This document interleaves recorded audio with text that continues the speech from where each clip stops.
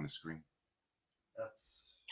I didn't go through OBS. I just went through the regular Facebook live stream that we are on right now.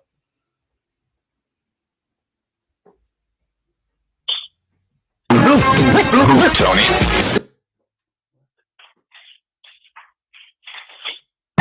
Yo. What up, though? I got to talk. I got to tell what I feel. I got to talk about my life as I see it. All right, then. It's time for you to bring it to the table. Turn up your radio wherever you at. We about to bring it. Street Beat. Yeah. With Tony B.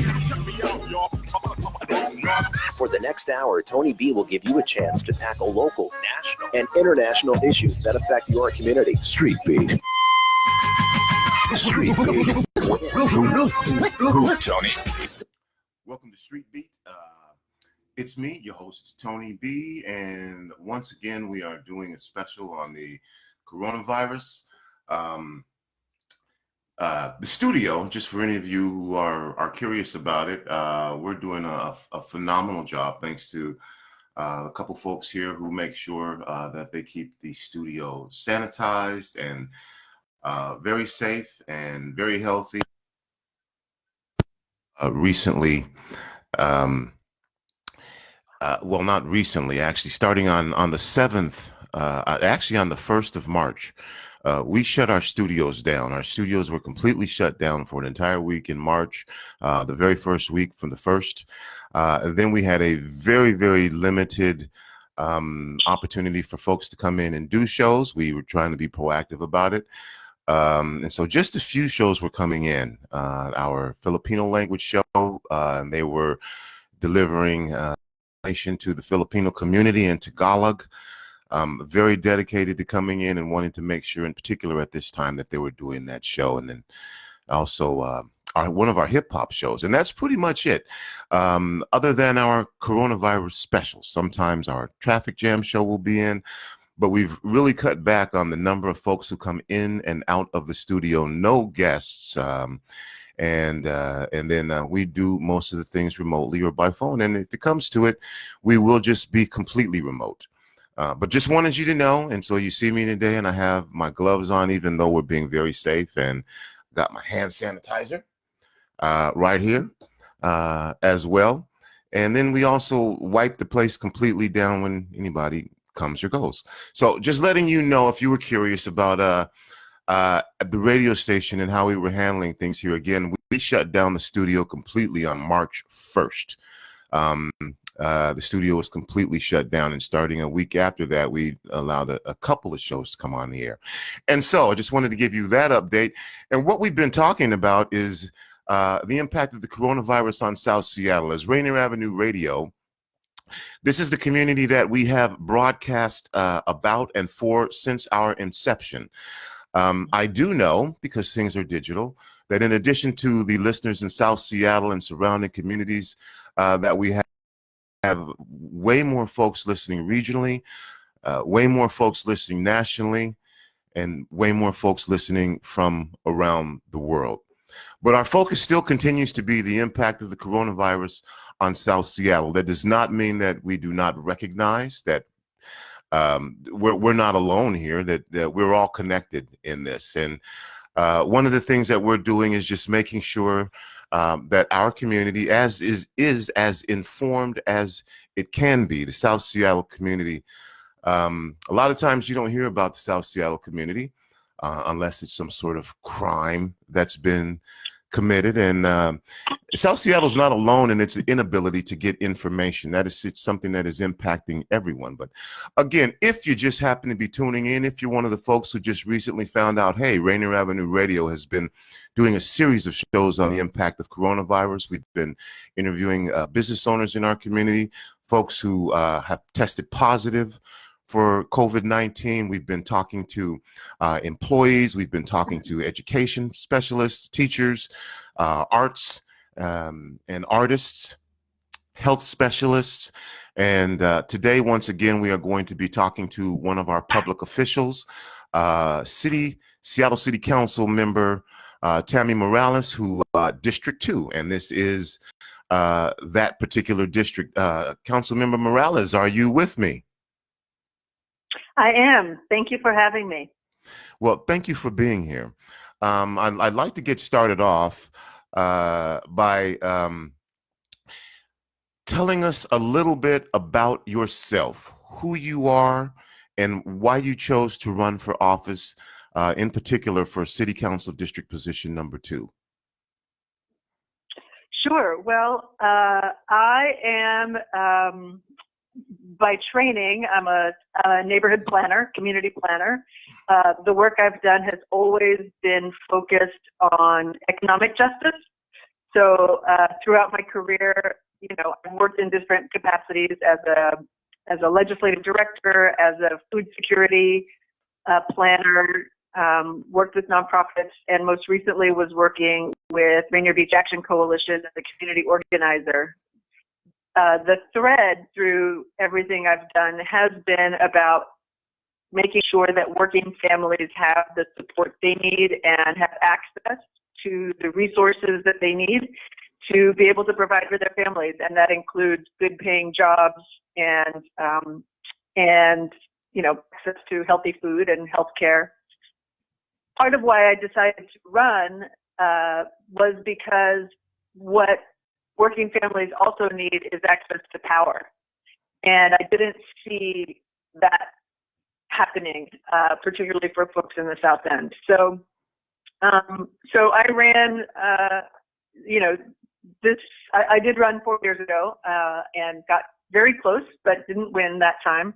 I ran again because I still believe that if we are going to serve community, if we're going to repair the harm done to Black and Brown communities and to low-income communities, then we really need to democratize access to power, access to resources, and we need to make sure that people understand that they have an important role to play in policymaking and decision-making. And I want to help make that happen by bringing their voices to City Hall and by reminding people that some might call you radical or an agitator, but that's how things get done. And going to City Hall in hopes of making sure that those voices get heard. Okay, and what is the role of a city council person? Each of these various districts that we have, is there a defined, if someone was to, is there something that you get when you become the city council person that says, this is what every city council person is charged with? Does something like that exist? And can you tell us, if it does exist, what that says and what it mandates that you're responsible for as a city council person? Sure. So yeah, we do have city council rules. We have a city charter, and the city council members, really their primary task is to make sure that the city spends its money in a way that serves community and protects the public health and safety and well-being. And so that is my charge. It is the charge for all of us. As a person representing District 2, obviously my priority is to make sure that our community's health and well-being are protected. And so, we are not yet in the budget process for the city. That happens later in the year. But in addition to making sure that we're spending money in a way that serves our community, there is also the policy making responsibility. And right now, as we are responding to the COVID emergency, obviously protecting the public's health and well-being is a huge part of the role that we're playing. Has there been an emergency statement or a disaster statement issued to city council persons about what each of the responsibilities is, or is it heightened? Is it decreased? Has there been any disaster statement, mission statement about in a disaster, how those responsibilities will change? So the mayor did issue a civil emergency declaration in, I'm losing track of time. I believe that was the second week of March. And so we are operating under a civil emergency. that gives the mayor power to, adjust contracts, for example, so that money can be spent more expeditiously on serving the public. And then the city council approves those measures. If it's an ordinance or if it's, an emergency measure, the mayor declares it, and then it has to go through the city council. The city council then has the responsibility of approving or modifying or rejecting the measure. So in the last couple of weeks, you may have heard that we have a small business stabilization fund where we have moved pots of money, about $2.5 million in total, moved pots of money from different departments into this Office of Economic Development tool so that we can support small businesses with small grants. That was a mayor ordinance, and the city council passed it. So that's an example of the kind of activity that's happening right now. And, it offers the checks and balances. When the first $1.5 million shift of money came through city council, I amended it, for example, to ask that that we get a report back from the Office of Economic Development this summer that explains to us how this money was allocated, that to make sure that businesses in communities of color were not left out of this process, to make sure that there was an opportunity for people who don't speak English to understand that this opportunity was available to them and that they actually got the kind of technical assistance they need to apply, and then that they actually get some of the money that is available. So those are some of the different ways that the council can modify some of the things that we're getting from the mayor's office to make sure that our community's needs are being met and our community's priorities are included in the kind of legislation that we're passing.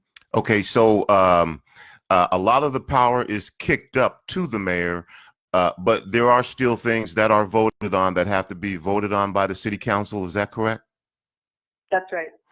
And once again, you're listening to Street Beat. It's me, Tony B. My guest is Seattle City Council member for District 2, Tammy Morales. And I appreciate you being here, and I appreciate the things that you are talking about in regards to community. At this point, our community looks to its elected officials as leadership. And so, again, I'm just going to be asking questions.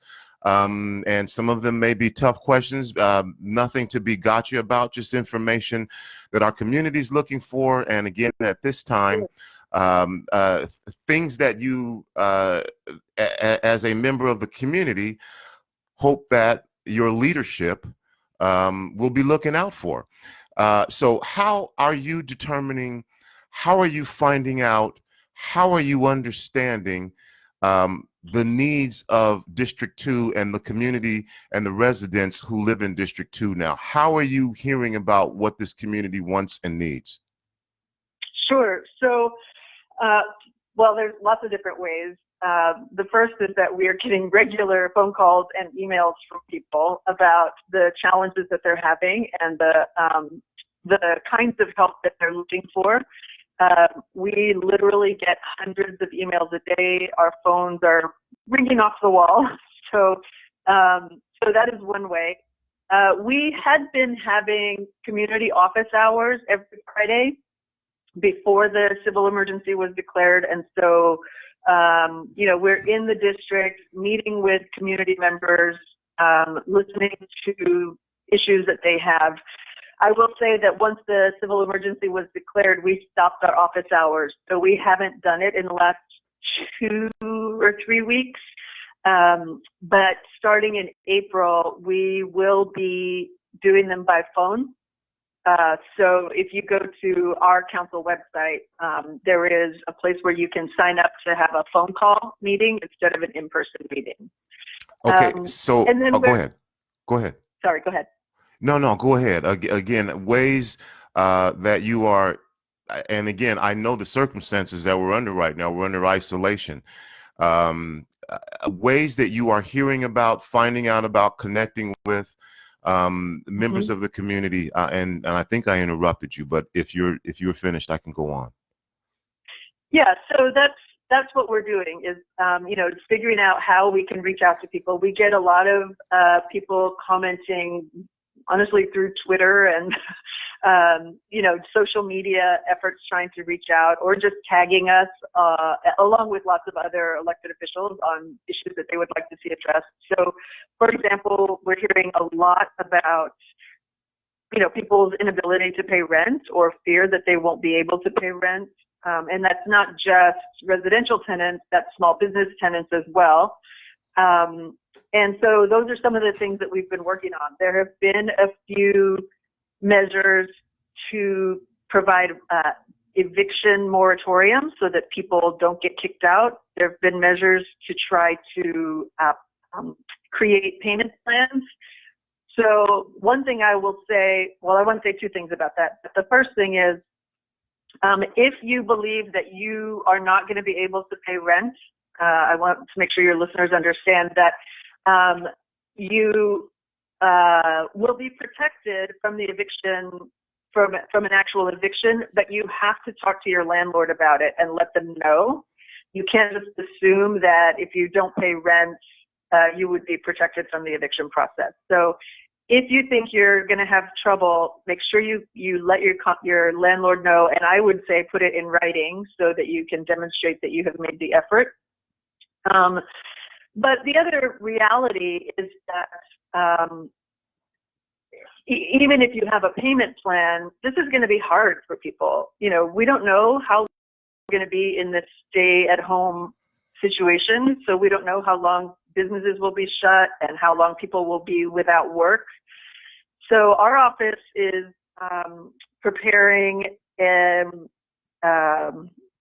resolution, at least, that would create a rent freeze, both rent and mortgage freeze, because the reality is if I'm not paying rent as a tenant, then my landlord doesn't have money to make their mortgage payment either. And so we think that for now, for at least for the short term of this crisis, we need to make sure that we have rent and mortgage freezes in place. So we will be drafting legislation to try to put that in place very shortly, because we know that that's the reality we're in right now. Everybody is struggling. Everybody is anxious. Everybody is worried about how they're going to pay their bills and what they're going to do with their children if their children don't have school. How they're going to find childcare if they are in that essential worker category and have to go to work. So I want to let folks know that we're doing everything we can as quickly as we can, and this is an unprecedented situation. We are getting new information almost by the hour. Mm-hmm. And so we're trying to figure out what the best way is to respond to it and act on it so that we can make sure we're protecting our community. There is no question that is happening, and things are changing on a daily basis. So again, right now, getting information from and from your community is a difficult thing to do. If folks are not on the internet, your voice may not be heard. If you're not calling in, your voice may not be heard. And I'm not saying whose responsibility or whose fault it is, but there are people who are part of the digital divide, particularly in the South End. And again, the point of this is just to let people know, if you are shuttered in right now and you're wondering, well, this is going on with me, and you're not one of the people who are calling in, which again, not everyone does that. If you're not one of the people who is voicing your opinion to your city council person, which most people don't do that, maybe they are now, the way that your information is going to be, whatever is happening to you, you're probably going to need to do those two things. You're going to need to either call, or you're going to, if you can get through, or you're going to have to use the internet through email, or your conditions may not be heard. There are things that we are aware of, and we're going to talk about some of those specifics as well. Again, you're listening to Street Beat. It's me, Tony B. We're talking about the impact of the coronavirus on South Seattle. We are thankful that our city council person from District 2 has come on to answer some questions. And again, we hear a lot of the flowery prose, and of course we don't want people to panic, but you know what we're trying to get to is just some basic facts about what's taking place here so that people can be prepared. A couple of weeks ago, you know, I mentioned that you may not be hearing about it, but believe me, it's here in our community. We're starting to hear that now. We're starting to hear about people who are COVID-19 positive. We're starting to hear actually about people who have now died from COVID-19 who are South Seattle residents. So there's no question that this is having an impact on South Seattle. One of the questions that I've asked this entire time, and you may not have the answer to this, is how do we have information on how many people in South Seattle are COVID-19 positive? I understand that there's a national picture, that there's a King County picture. But again, you know, people go to hospitals, people are doing things. Is there any way to determine, and maybe you don't have this information, but is there any way to determine the impact that the coronavirus is having health-wise on people in South Seattle? That is a great question. You know, I am happy to check with the Public Health Department, and if I am able to get specific South Seattle information back, I will share that back with you so you can share it with your listeners. I don't know if, so Public Health Seattle King County is tracking the information, and you're right. We know, you know, as of last night anyway, there were 1,277 cases in King County, 94 deaths in King County. If they are collecting or tracking that information at a smaller level, I don't know the answer to that, but I will be happy to find out and get back to you. Your question is an important one in terms of what else we can be doing to get information out. And I do want to give a shout out to our Office of Immigrant and Refugee Affairs, who have been working day and night to get basic information about what COVID-19 is and how to protect yourself, translated into different languages. They have created fact sheets. And so part of what we're trying to figure out is, as you said, people aren't going to call their elected official if they don't happen to be watching the governor's live stream. How do they hear about this? And so we are through, you know, trusted community partners, trying to connect with, you know, places where people might have traditionally gathered to share community information, coffee shops, for example. They might not be able to stay, but we could at least make sure these flyers are there and available to them. So our office is working on trying to create these materials so that we can share them, for example, at senior facilities, at the tiny home villages. You know, can they be included in the lunches that the school district feeding sites are putting together and delivering to people? So we are trying to think about other ways that we can be, you know, we're not in our office anymore. So to the extent that we can provide this kind of information in the community, you know, in a physical way, particularly translated materials, that's what we're trying to figure out now. So we have some ideas. If your listeners have ideas about how we can get this information out to the community so that they don't have to call in, I don't know how you hear back from people, but it is really important for us to know what community thinks is the best way for us to share information. We will do it if we know what it is. Well, I can guarantee you that we will provide that information to you on Rainier Avenue Radio. We do get a lot of contacts because we've been talking about a number of different things, and we ask people, again, it's the same process, you know, that we have to use email, or we have to use a phone, but people contact us for different reasons. So at this point in time, South Seattle community, there are no answers about the overall health of the community. And I'm not blaming anyone. I'm just finding out It seems as though there should be, as people begin to go to the hospital for coughs or for viruses, or people call in, there should be, and I'm sure there is, some sort of tracking system or information about where people live who are going to the hospital. We know that more folks are going to hospitals now. So it seems as though it should not be, and I'm not saying whose job it is, but, you know, after 3 weeks, there should be information available. Somebody has to have it about, I know that someone has it about where people are going to the hospital, which people are testing positive, and what communities they live in. And maybe you don't want to release anybody's personal information, but I'm just thinking, again, it's almost 3 weeks now since we've really been on this lockdown situation, and maybe no one has compiled that information. But, you know, again, I'm looking out for South Seattle, and other communities need to look out for their communities, and we all need to look out for each other. And we're about time. So we're going to be back for, we're going to take a quick break, Councilmember Morales, and we're going to come back, and we're going to ask some more questions that I'm sure not only impact, I'm sure all communities are wondering what's going on in my district. You know, where are the places that may be potentially hotspots? What we've relied on is we've relied on our community members who have been awesome and courageous, who've come forward and who've shared their stories and have said, like Ty Dow, like Josephine Howe, who said, this is where I was at.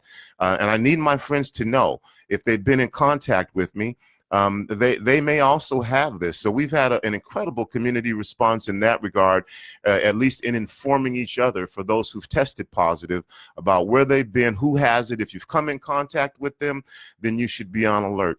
This is Tony B. You're listening to Street Beat on Rainier Avenue Radio.world. My guest is our City Council member, Seattle District 2, Tammy Morales. We'll be back right after this. What is the coronavirus? Coronavirus is affecting people's ability to go unanswered questions about the coronavirus. I feel like we're not getting the whole story about the coronavirus.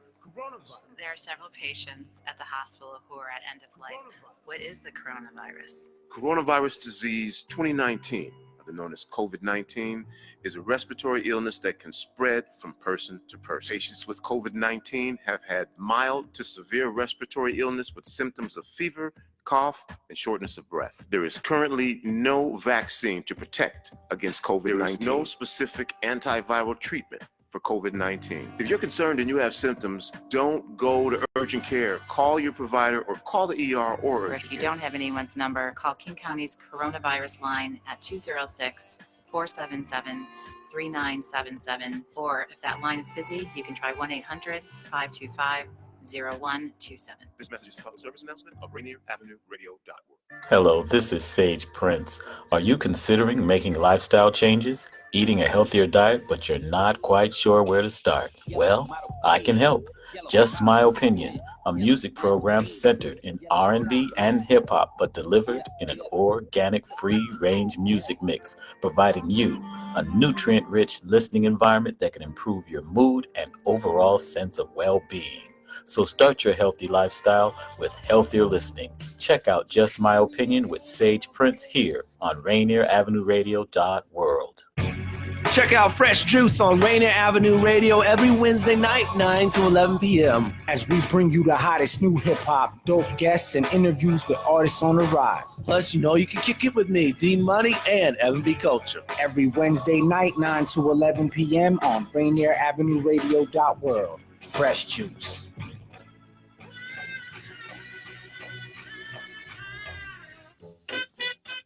Hi, I'm Paul Pearson of StarTime. Did you know that back in the 1930s, Rainier Avenue Radio operated out of a supply closet in the Columbia City Seafirst Bank? Well, times have changed and so have we. Now you can hear all the great Rainier Avenue Radio shows on our mobile app for Android and iPhone. It's completely free on the Google Play Store and the iPhone App Store. The Rainier Avenue Radio app.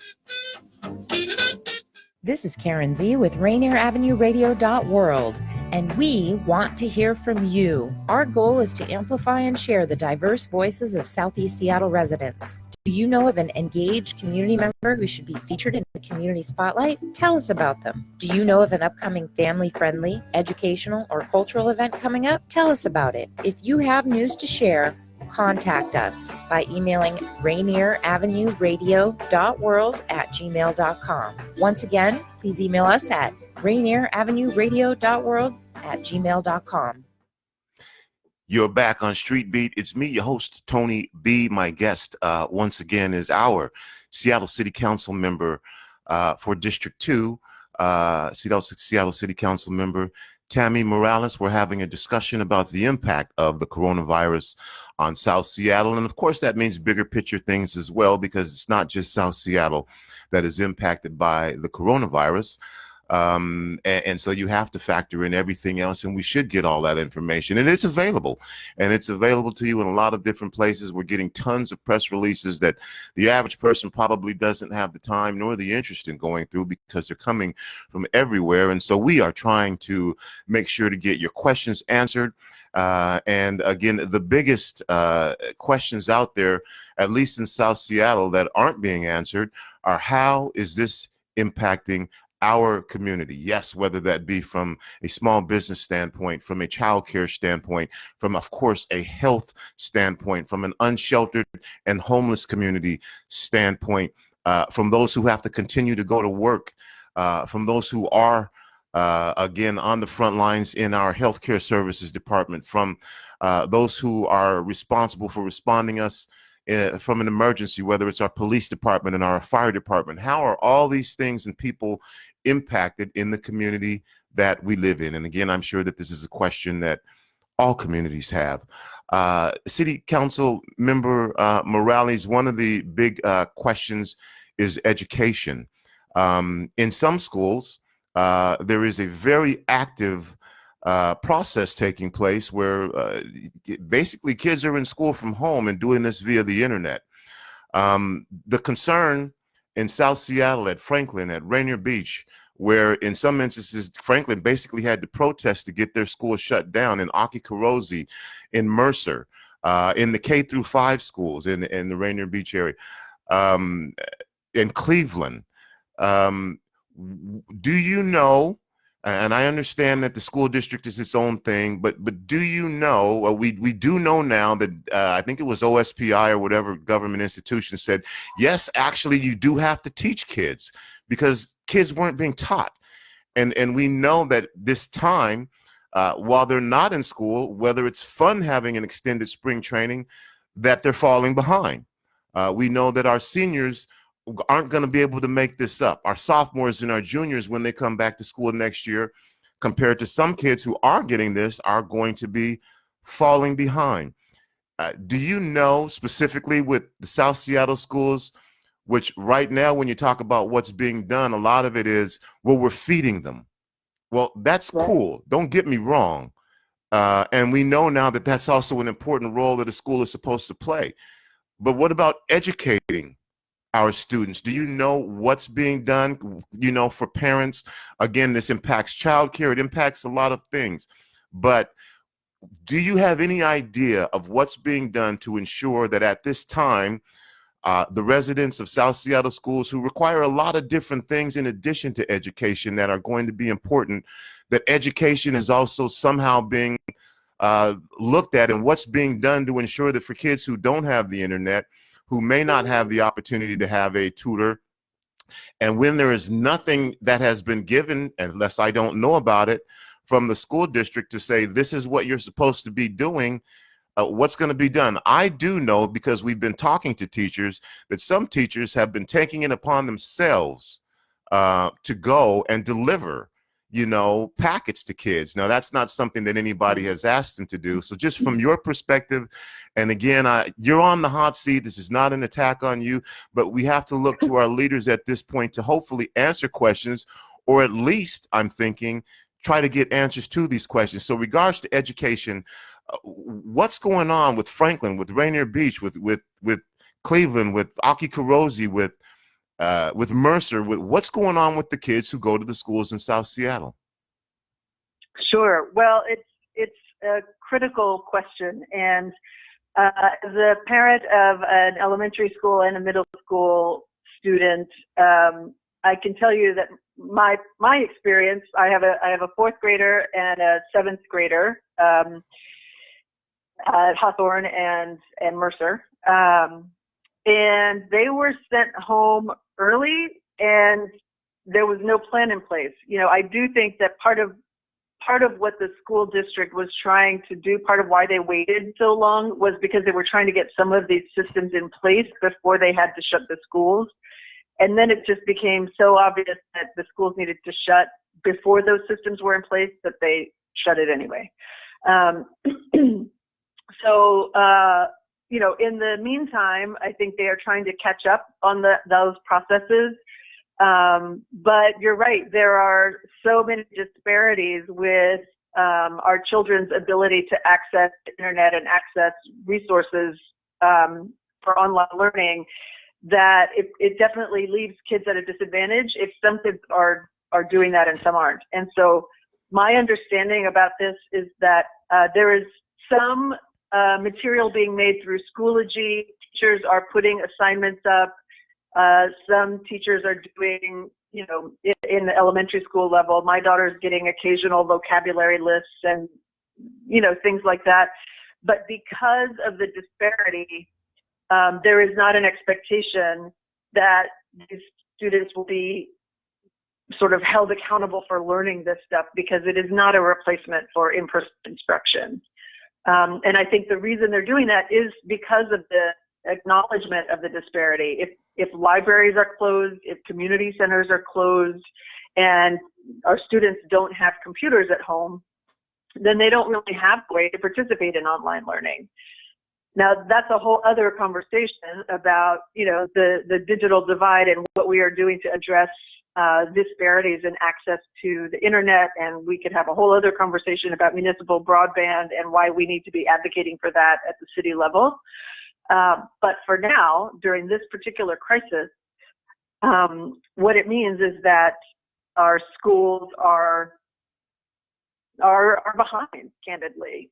You know, some of the learning is starting to roll out on YouTube or on the public schools.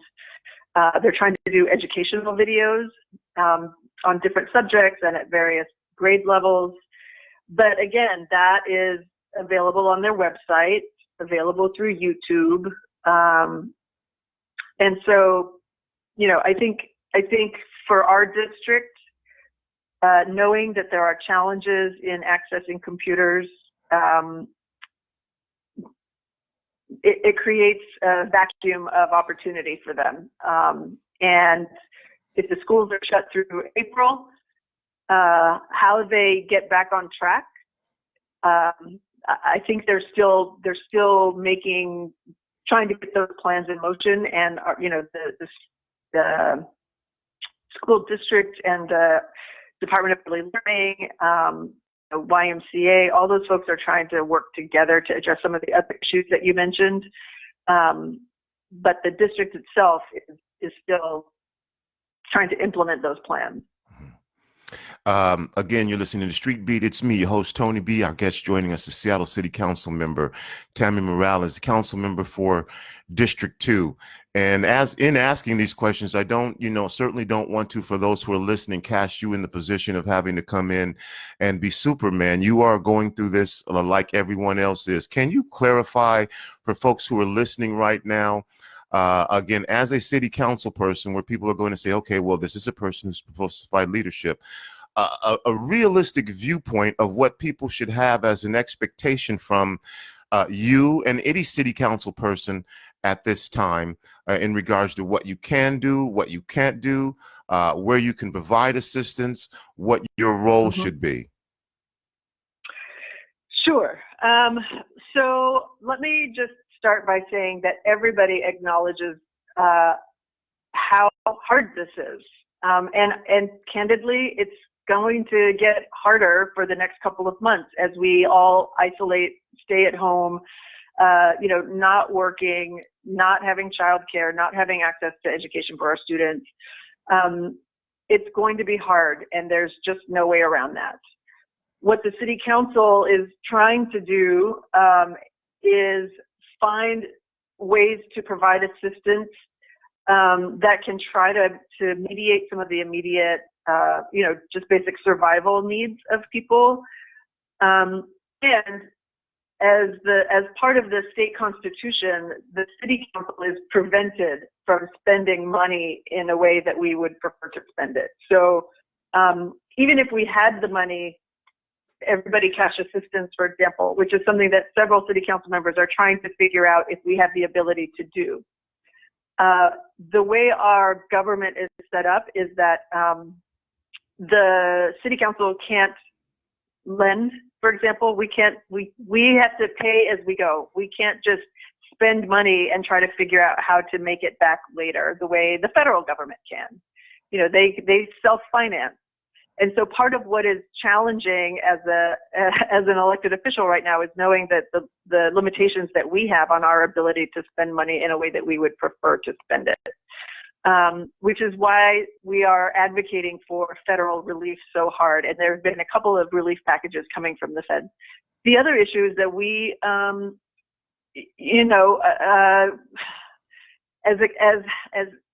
happy as I am that we will be able to provide small grants to some small businesses,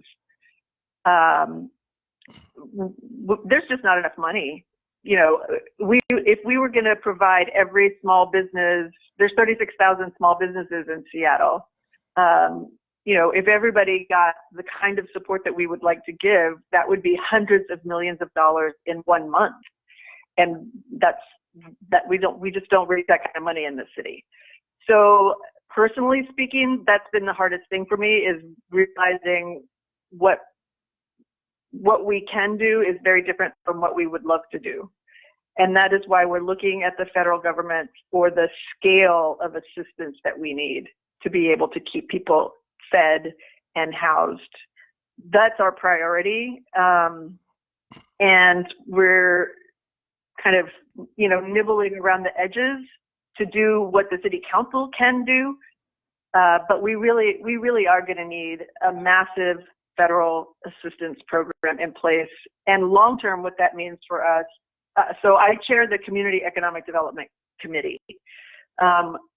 What that means for me, my priorities in that committee are before this crisis, were to look at ways to build community wealth, to increase community ownership of land so that we stop the displacement that's happening in the city, so that our neighbors and our small businesses stop getting pushed out. That work is really important still, but now it's in the context of this emergency.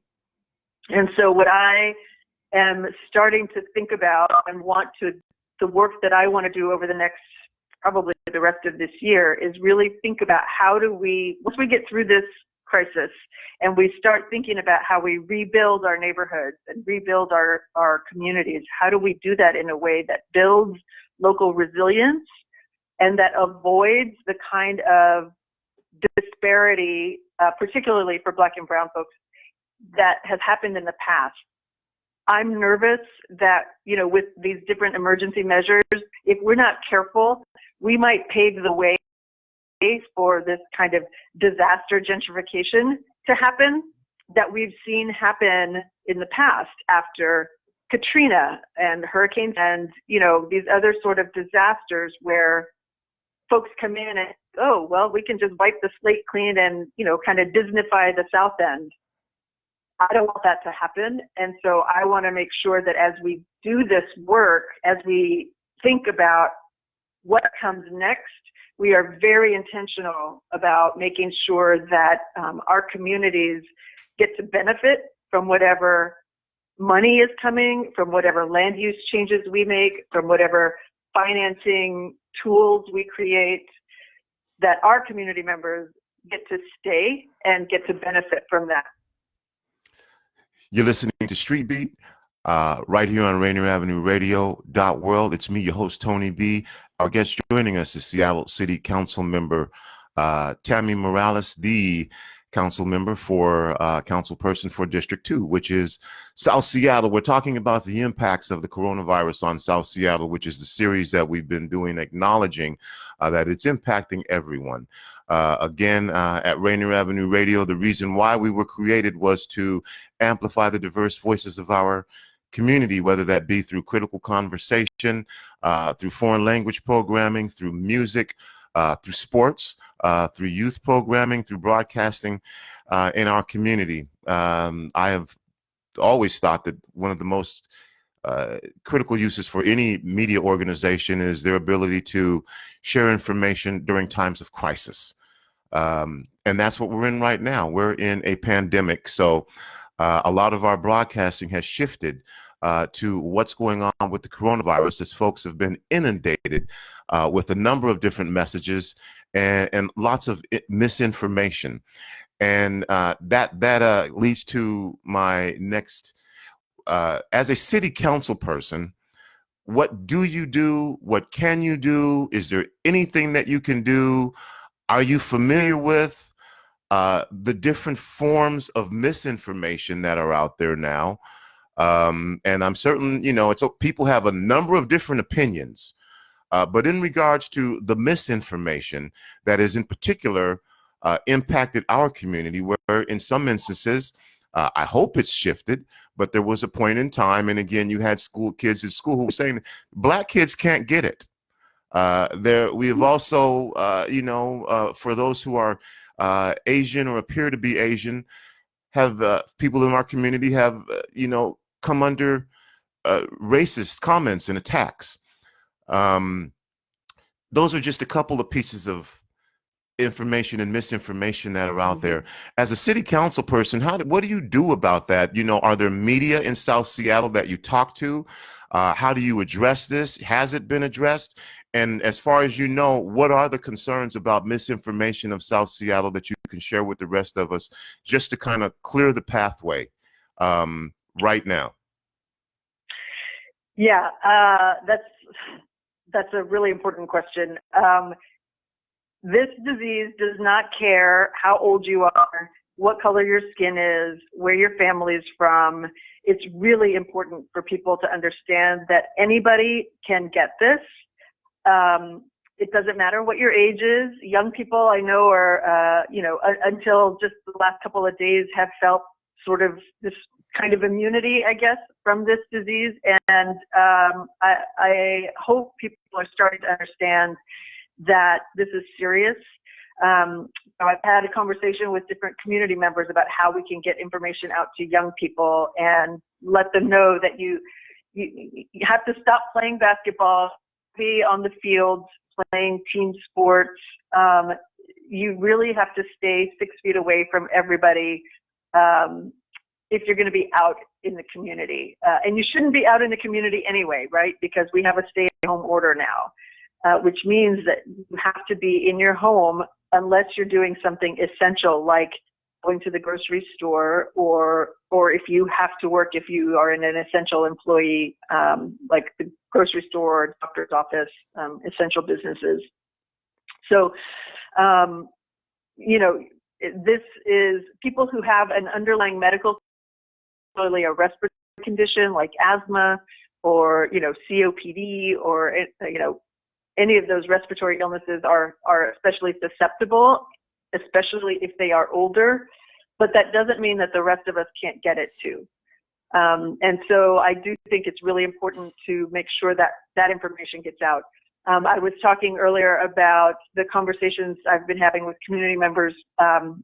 We met with Jose Luis, who owns the Station Coffee Shop up on Beacon Hill. He's offered his business as a place where community gathers. That is a hub for activity and exchange of information. And while people can't linger there anymore, you have to get your food and go. It is still a place where information can be shared. And so that's what we're trying to figure out, is what are those hubs in different parts of the South End where we can start to share information and make sure that people are getting the message about how to stay safe and what these orders mean that are coming down, and why it's so important to isolate yourself and make sure you're keeping your hands clean, and yeah, definitely to avoid the sort of racist overtones about what this disease is that we've heard from our president. You're listening to Street Beat on Rainier Avenue Radio.world. You know, Councilmember Morales, this hour has went by really fast. And I think the question was, well, will there be enough information for an hour? And I think we've just tipped the iceberg of information that our community needs to have. I hope that you will continue to see Rainier Avenue Radio as a resource.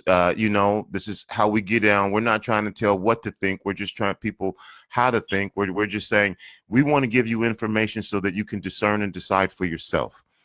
One of the things that I do want you, and there are so many, but in regard, you brought up the concept, you brought up the issue of small business, which is the backbone of our communities. A lot of folks start small businesses because they don't want to work for somebody else because of whatever barriers, whether it be English or just they may feel that it's not a fair functioning environment for them to get ahead. And so they start their own businesses. So we've got what, $1.5 million. And I think you said 36,000 businesses in the city. My concern is, first of all, I'm a little surprised that there would have to be an amendment. But you said that there was, but okay, so you've got 25 people now on a small task recovery committee to make decisions about how $1.5 million should be distributed to 36,000 businesses. Am I getting that wrong? Well, let me give you a little more information about how that fund works. So there are criteria for that fund. It is targeted to micro businesses, so 5 or fewer employees, businesses that are at high risk of displacement. So there was definitely a priority around making sure that small businesses in neighborhoods in districts like ours get priority. And then because the money that we're using for that fund is federal money from HUD, from the Community Development Block Grant, the recipient also has to be below 80% of the area median income. So all that is to say that there were criteria put in place. The intention is not to try to spread that out across 36,000 businesses, but to really focus on, I think there's probably enough money for about 200 businesses, and specifically businesses that are, you know, mom and pop shops that are at risk or in neighborhoods that are at high risk of displacement. Well, that's a tough decision, you know, with you've got 36,000 businesses and maybe 200. I appreciate your honesty. And again, am I correct in this, like a task force of 25 different people who are charged with trying to figure out how to, I don't know if it's equitably do it, or ultimately are responsible for making the decisions about the 35,800 businesses that won't get funded? So you're talking about the mayor's Small Business Recovery Task Force. Yes.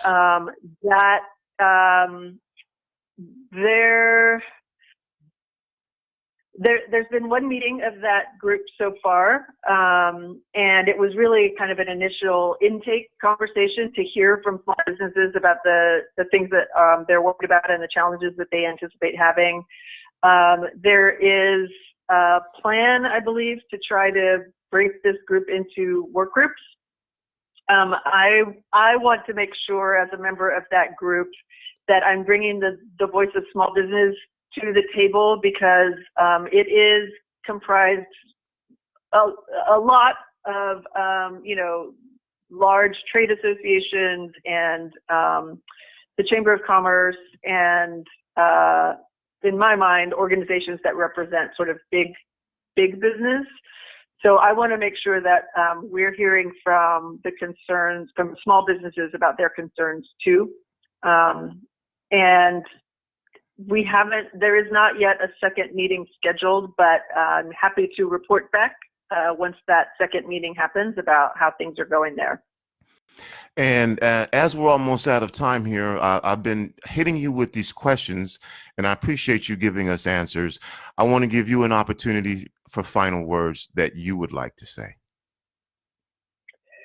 Well, thank you. Thank you for having me on. I think it's a really important, critical service that you're providing to the community to have a place for folks to come and hear about what's happening. As I said, this is an unprecedented event. We are all working really hard and I have to give a shout out to city staff in every department. Folks are working late into the night to try to figure out how to respond to this. Whether it's our arts department or our Office of Economic Development or the immigrant and refugee, transportation, everybody is trying to figure out what the best way is to protect people and to make sure that our community members are safe.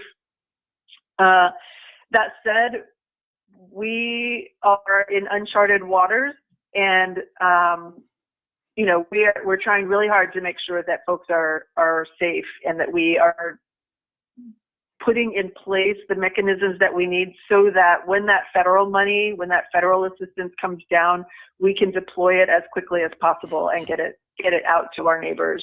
The last thing I'll say is that this really highlights for me how important it is that we restructure the way we fund public services at the local level and at the state level. 40% of the city of Seattle's general revenue comes from sales tax and B&O tax. And if our businesses are shutting and we're not buying anything, then we're not generating revenue to pay for future services in the city. I've been working with Councilmember Sawant on a progressive revenue bill so that we can restructure the way we fund city services and tax our large corporations in the city, our multi-billion dollar corporations, so that we have the kind of revenue we need and we have a diverse stream of revenue to pay for things like this, so that our rainy day fund doesn't get tapped out in the first couple weeks of an emergency. That's going to be a conversation that city council members are having over the next weeks and months. But I would encourage our neighbors who are worried about how we pay for things in the city, and really the inequity of how we pay for things in the city, to engage in that conversation and at least share your thoughts about what services are vital and how we need to pay for them. Well, I appreciate you coming on, and I hope that you will take the opportunity to come back and if you can gather information on specifically the impact on the coronavirus in South Seattle, that would be great. The health one is a big one. How many have it? How many have been tested? Where can you get tested? That information is out there. People are going to we have some information. And so if you can be of assistance so that we can share that information with our community, that would be fantastic. I'm on it. And thank you again for joining us. I want to remind you, tomorrow we'll have Mayor Greg Wheeler from Bremerton. Again, this is happening in other communities. So we also want to share with you what's going on in other communities. On Friday, during our 1 to 3 broadcast, we'll have a regional representative from Safeway. Safeway. Think about it, how important the role is that Safeway, Albertsons, or whatever are playing during this process from employees. We'll talk about some issues impacting that. Lee Thomas will be joining us from an organization called Feast, which from the very beginning was making sure they got food to people. Then also Josephine Howe, who many of you may know as Seattle's songstress, has tested COVID-19 positive. She's going to share her story and how it's impacting her. And then former Seattle Seahawk Doug Baldwin will talk about what his Family First Foundation will be doing to as he's coming back to help in Seattle's efforts as well. So again, Councilmember Morales, thank you for what you are doing. Thank you for sharing your information with us and giving us responses, and for stepping up. And I'm sure that you weren't planning on a crisis, but here we are. Tony, if I could do one more thing, I'm happy to give our council office phone number out. Sure. That would be helpful. Yes. 206-684-8255. 8802. You want to do that one more again for folks who weren't ready for it? 206-684-8802. Council member Tammy Morales, thank you for joining us. Thanks so much. Have a good one. You have been listening to Street Beat. It's me, your host, Tony B. Again, we'll be back Thursday at 1 o'clock to talk with Mayor Bremerton, 1 to 3, our special shows. We have also additional great programming. You should continue to listen to programming made by and for the members of our community. That's it. That's all the time I have. That's going to do it for the kid. Until next time we get together, remember, whether you believe you can or whether you believe you can't, you are probably right. I'm out. Peace. What is the coronavirus? Coronavirus is affecting people's ability to go unanswered questions about the coronavirus. Feel like we're not getting the whole story about the coronavirus?